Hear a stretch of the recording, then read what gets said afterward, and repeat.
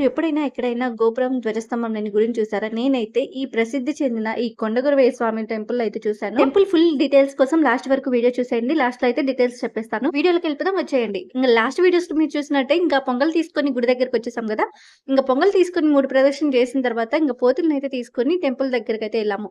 Temple దగ్గర అయితే పంతులు గారు అయితే మేము తీసుకొచ్చిన మాలలు అన్ని అయితే స్వామి వారికి అలంకరణ అయితే చేస్తున్నారు. మా ఫ్యామిలీతో పాటు ఊర్లో ఉన్న కొంతమంది అయితే మా రిలేటివ్స్ తెలిసిన వాళ్ళైతే వచ్చారనమాట.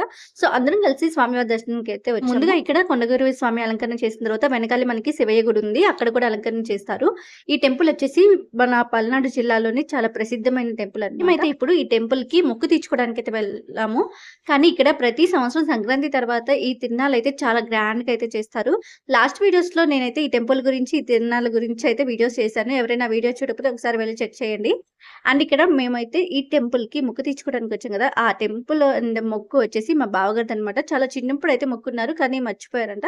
చాలా సంవత్సరాల క్రితం నుంచి తీర్చుకోవాలనుకుంటున్నాం కానీ అది అలా వెనక్కి వెళ్ళిపోతూ ఉంది.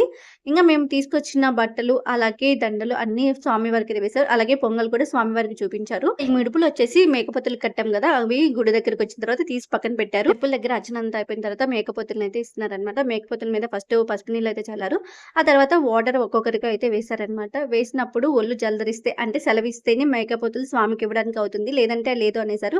నేనైతే ఇది ఫస్ట్ టైం వింటున్నాను. నాలా చాలా మందికి తెలియదు అనుకుంటున్నాను. తెలిసిన వాళ్ళు కామెంట్ చేసేయండి. సెలవు అయితే కొన్ని ఇవ్వలేదు, కొన్ని ఇచ్చాయి. ఇంకా అసలు ఏం జరిగిందో నెక్స్ట్ పార్ట్ లో చెప్తాను. వీడియోని అసలు లైక్ చేయండి, షేర్ చేయండి, సబ్స్క్రైబ్ చేసుకోండి.